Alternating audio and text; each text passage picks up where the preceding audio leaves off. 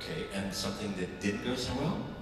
We've had a number of collaborations with universities and, in fact, consortia of universities that we've put together, to be perfectly honest, earlier in our time because the grant funding was available.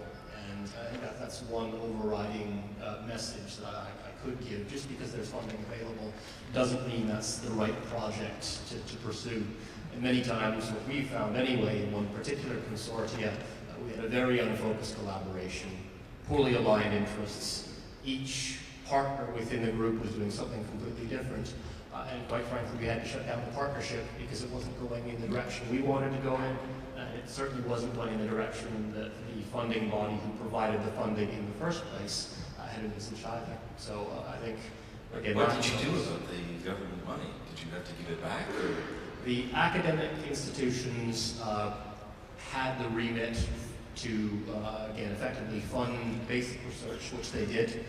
Plenty of important papers came out of it. That was an important contribution. From the standpoint of the company contributing funds to this, however, the output for us was not satisfactory at all, and we didn't get involved.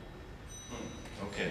Well, this is actually a nice segue to a question that I think we should answer, and that is, what about government collaborations?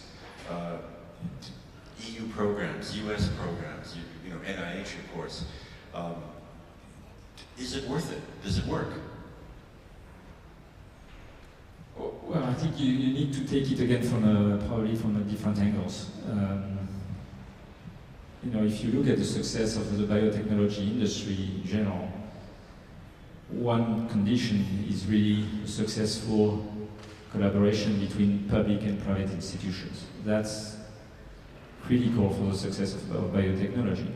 So in every country where you see there is a strong public sector, and you look at the US with the NIH, which has, you know, the budget of the NIH is, what, 30 billion or even more, you see a strong association, correlation with also with innovation.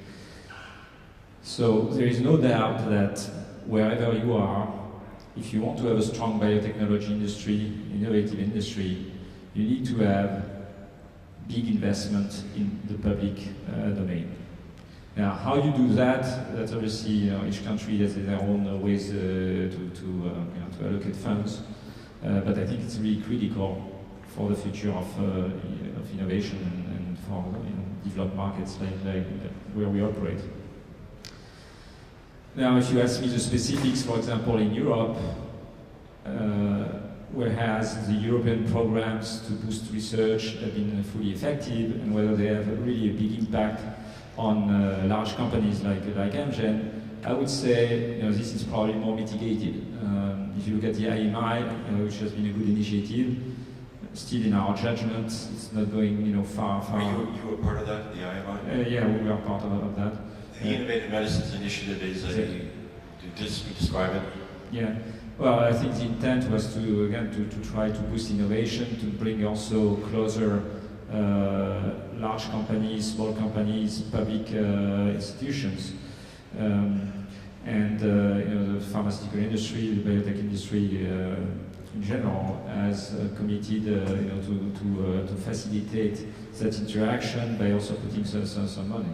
But what I think it's too early to judge, but I think so far the results have been a bit below expectations, and I think we need to probably step back a bit and understand why are we not moving as fast as we would like, and what are the consequences for that. I think for small companies, Europe can do a lot, though. And you know, recently there was a workshop organized by the European Biopharmaceutical Enterprise Association, which I'm the vice president of, last week. And there is really a need for the small medium enterprise to get more funding, to get again better tech transfer from some of the public institutions, to facilitate the seeding. I think Rock described his initiative about funding in the early stage of development of companies, where the VCs are not necessarily present, but good ideas need at least to be initiated and to be funded a bit. This is where I think Europe should concentrate on. And I think finally, I would also encourage our European makers to make choices. You know, you cannot spread the money everywhere. You need to make, you know, some calls or where you want to invest. It's just like, you know, in a private business, you cannot do everything very well. So I would also expect at the European level to try to, you know, pick the sectors in which we need to invest, but then go full blast on it and really support those small companies. Okay. EU programs.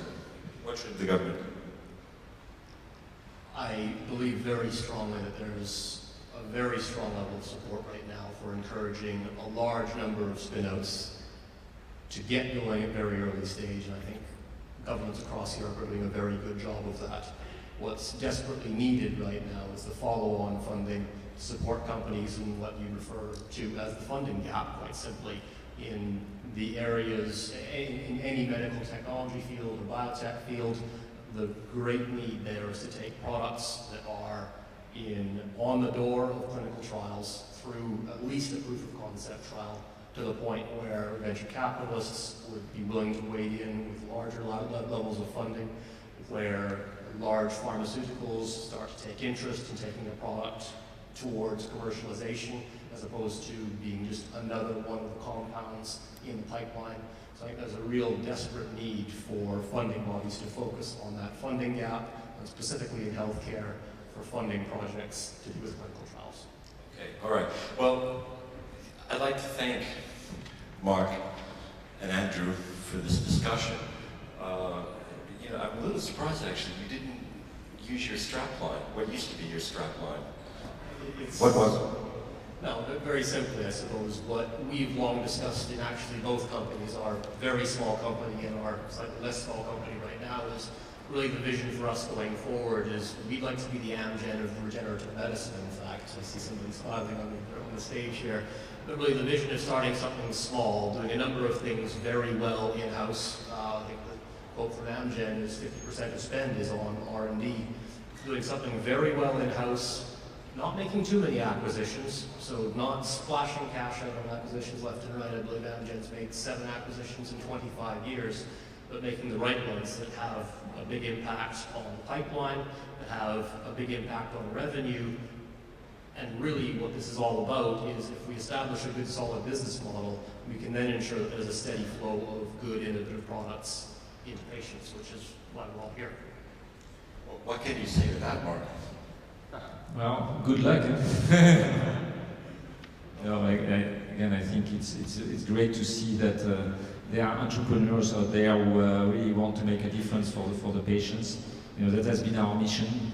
It's not an easy path. It's going, a bit like this. There are great times, but there are also bad times. But you just need to be perseverant and believe in your mission, because it's probably one of the greatest mission we can all have is to save the patient's lives. So.